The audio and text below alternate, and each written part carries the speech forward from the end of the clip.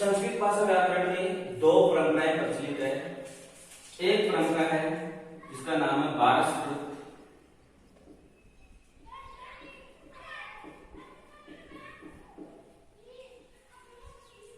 परंपरा। पहली परंपरा का नाम है वारस्कृत परंपरा। यह परंपरा, इस परंपरा में ब्रह्मा ने, सृष्टि के रचनाकार ब्रह्मदेव ने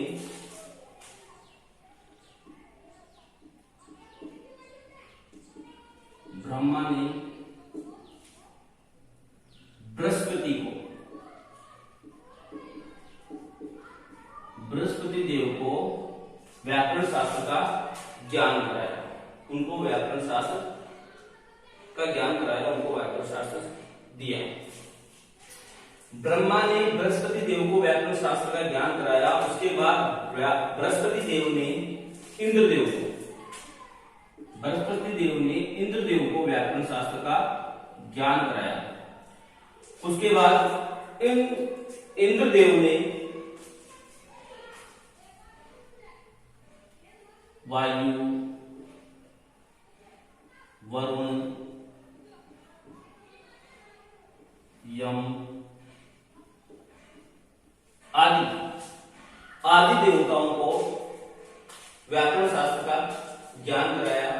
इस वारस्कृत परंपरा की जो ये व्याकरण है, बृहस्पति परंपरा की जो व्याकरण है, इस व्याकरण में बहुत ही क्लिष्टता थी, बहुत ही कठिनता थी, जो आम व्यक्तियों के लिए, आम बालकों के लिए समझने में कठिनाई महसूस होती थी।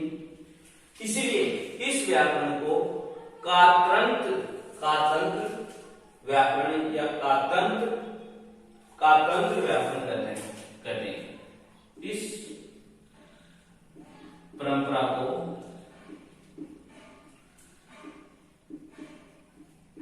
कातंत्र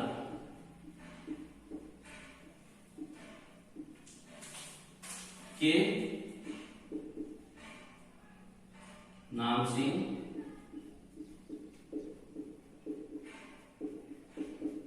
जाना जाता है। ये जो वारस्कृत परंपरा है, इस वारस्कृत परंपरा को व्याकरण शास्त्र में कातंत्र के नाम से जाना जाता है। इसका कातंत्र नाम सिर्फ और सिर्फ एक ही कारण है इसमें पढ़ने का, कि यह बहुत ही ज्यादा क्लिष्ट थी, इसीलिए इसको कातंत्र व्याकरण के नाम से जाना गया। उसके बाद में जो दूसरी परंपरा आई व्याकरण में, वो परंपरा थी माहेश्वर परंपरा।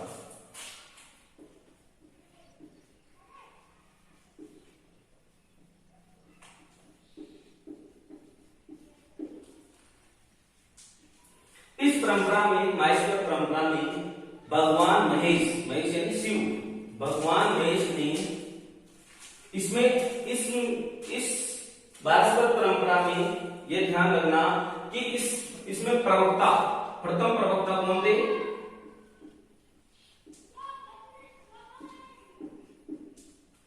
इसमें प्रथम प्रवक्ता थे बृहस्पति।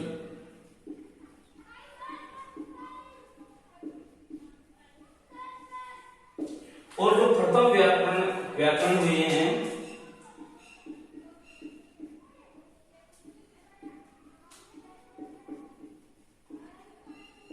प्रथम व्याकरणिक हुए हैं वो थे इंद्रदेव।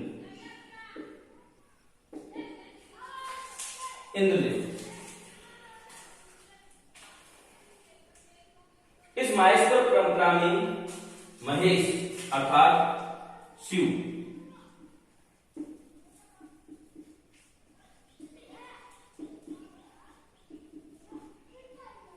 शंकर भगवान ने पाणिनि को, महर्षि पाणिनि को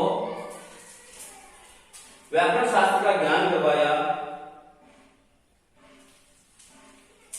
महर्षि पाणिनि को व्याकरण शास्त्र का ज्ञान करवाया। इसीलिए यह परंपरा पाणिनीय परंपरा के नाम से भी जानी जाती है। इस परंपरा का क्या नाम है? पाणिनीय परंपरा भी।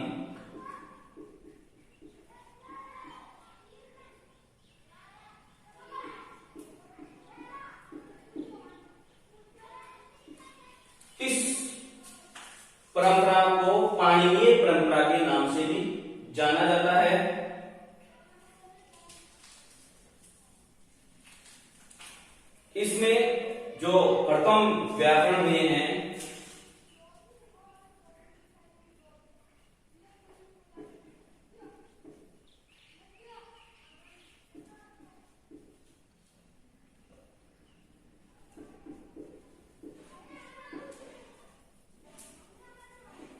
वो है पानी।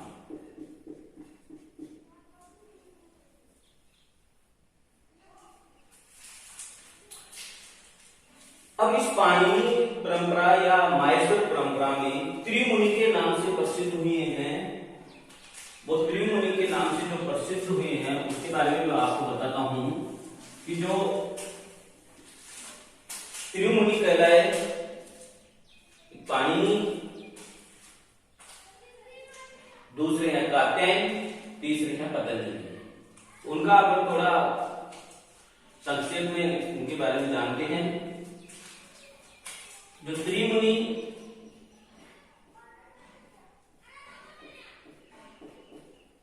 हुए हैं उसमें पहला नाम आता है पाणिनि का।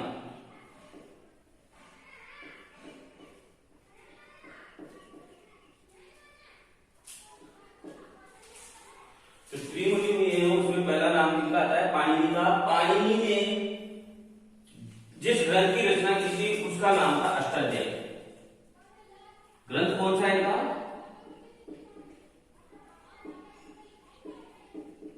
अष्टाध्यायी।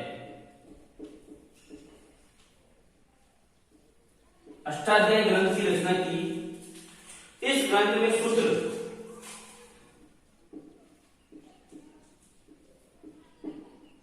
3965 सूत्र, 3965 सूत्र है। ये 3965 सूत्र एक बहुत ही बड़े विद्वान हुए हैं भीमसेन। उनका जो लघु सिद्धांत कौमुदी की जो व्याख्या है वो उसका नाम है भेदी। भेदी व्याख्या के नाम से प्रसिद्ध संस्कृत साहित्य इसमें व्याकरण में। तो उन जो भीमसेन हुए हैं उनके अनुसार बता रहा हूं 3965, कोई इसमें 3978 भी मानते हैं, लेकिन लगभग 3965 के आसपास उनके जो ये जो अष्टाध्यायी है उसमें सूत्र हुए हैं। इसमें अध्याय हैं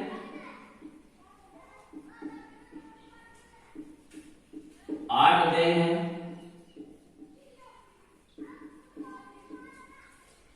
प्रत्येक अध्याय में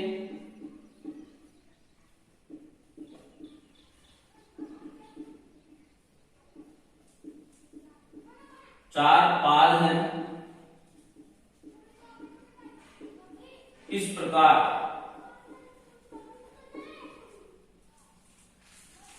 कुल 8 अध्याय और 4 पाद यानी 832 पाद हैं। अष्टाध्यायी ग्रंथ जब हम पढ़ते हैं तो इसमें पहला सूत्र, अष्टाध्यायी ग्रंथ का प्रथम सूत्र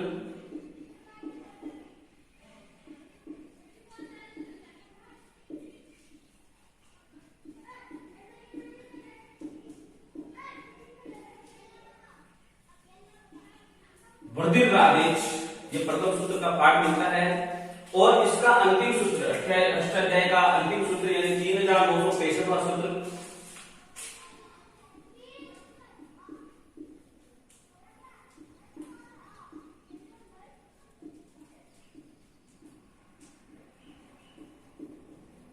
इस प्रकार पाठ मिलता है। इस अष्टाध्याय को एक अलग नाम से भी जाना जाता है, वो बहुत ही इंपॉर्टेंट है, वो कभी भी परीक्षा में पूछ लिया जाता है। उस नाम का आपको ध्यान रखना है। उस अष्टाध्याय को शब्दानुशासन नाम से भी जाना जाता है।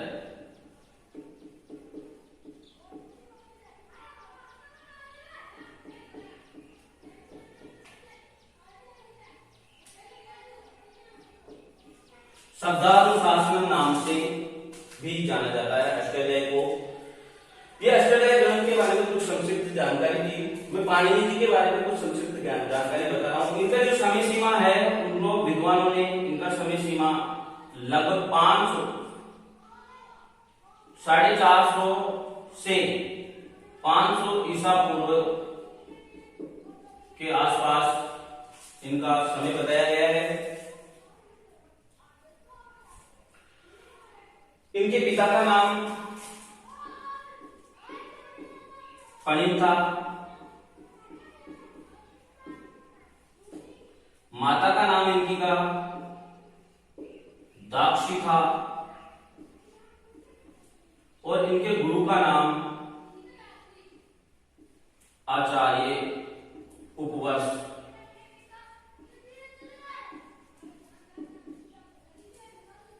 था। और जो पाणिनि है ये सलादुर गांव के रहने वाले थे। ग्राम का क्या नाम था इनका? सलादुर।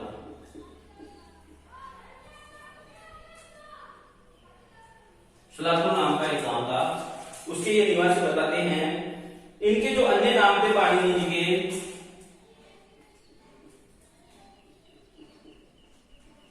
वो पाणिनि तो है, उसके अलावा दाक्षी पुत्र,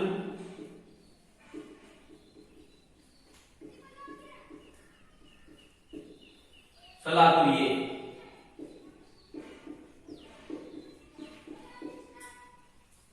इस नाम से भी इनको जाना जाता है। त्रिमुनि परंपरा में जो पहले हुए वो पाणिनि हुए, दूसरे जो मुनि हुए वो है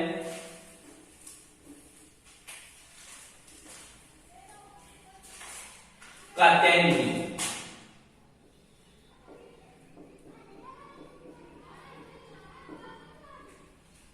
इनको वरुणजी नाम से भी जाना जाता है। कात्यायन का दूसरा नाम क्या है? वरुणजी। इन्होंने अष्टाध्याय पर वार्तिक लिखी है। ये वार्तिककार है कात्यायन वरुणजी। इन्होंने लगभग 836 वार्तिक लिखी है। अष्टाध्यायी पाणिनि की जो अष्टाध्यायी ग्रंथ था उसमें कहीं कुछ शब्द रह गया, कुछ विरोध सा, कुछ शब्दों में विरोध लगा, कुछ सूत्रों में कहीं कहीं व्याकरणों में, तो उन्होंने वहां पर एक कात्यायन मुनि है, उन्होंने वार्तिक लिखी।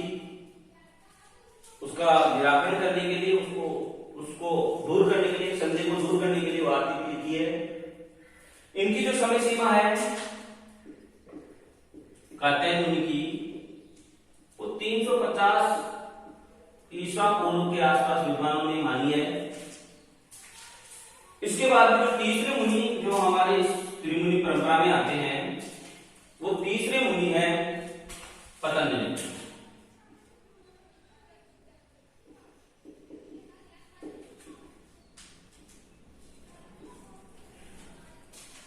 जो पतंजलि जो मुनि हैं, उन्होंने महाभाष्य नामक ग्रंथ की रचना की थी।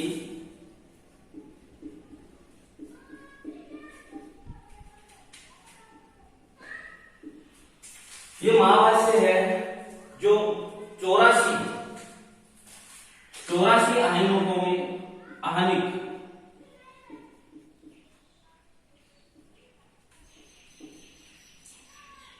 84 आहनिकों में बटा हुआ है। इसके भाग हैं मानो।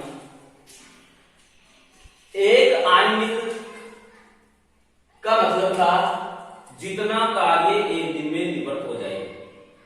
जितना कार्य एक दिन में निवृत्त हुआ उसको एक आयनिक गिना गया। इस प्रकार 84 दिन यानी 84 आयनिक इस महाभाष्य को बनाने में, इसकी रचना करने में लगे उनको। इसीलिए इसको ये मानो 84 पाठ इसमें है, 84 आयनिकों में ये बांटा हुआ है।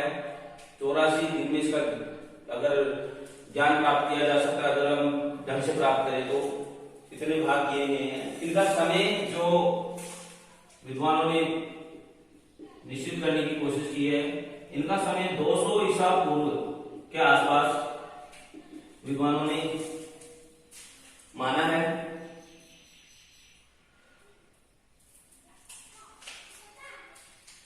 हमारा थोड़ा सा व्याकरण व्याकरण का थोड़ा सा परिचय था। अब मैं आपको लघु सिद्धांत कौमुदी के मंगलाचरण से शुरू करके और जितने भी लघु सिद्धांत कौमुदी में जो जितने 1272 के लगभग सूत्र हैं उन सूत्रों को सिखाने का प्रयास करूंगा। मैं मंगलाचरण से शुरू करूंगा लघु सिद्धांत कौमुदी के, और आज जितना हो सके उतना ज्यादा लंबा वीडियो नहीं हो, इसलिए जितना हो सके उतना पढ़ाने का प्रयास करूंगा। उसके बाद में अगले वीडियो में मैं अच्छी तरह ढंग से लघु सिद्धांत कौमुदी में चलेगी अपन। तो जो लघु सिद्धांत कौमुदी है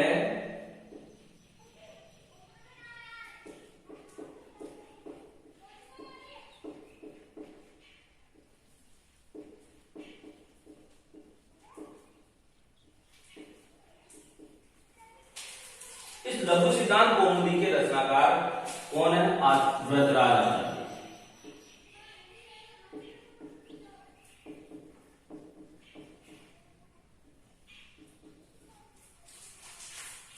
वृद्धराज आचार्य इसके रचनाकार हैं। इसमें सूत्रों की संख्या 1272 सूत्रों पर ही वृद्धराज आचार्य ने जो ग्रंथ की रचना की है। इसमें अष्टाध्यायी के 1272 सूत्रों को इसमें ग्रहण किया गया है, इसकी विस्तृत व्याख्या की गई, इनके बारे में समझाया गया है। तो ये लघु सिद्धांत कौमुदी, तो इस जो ग्रंथ है इसमें इसका जो मैं आपको अर्थ बताने का प्रयास करूं, तो लघु को तो अपन जानते हैं, जान जाएंगे, सिद्धांत को भी हम जान जाएंगे, लेकिन जो महत्वपूर्ण शब्द है वो कौमुदी। कौमुदी का क्या अर्थ होता है? कौमुदी के लिए हम ध्यान से देखें, इसमें है कुमुद। कु का अर्थ होता है पृथ्वी या धरती, और मुद का अर्थ होता है प्रसन्नता, मोदी।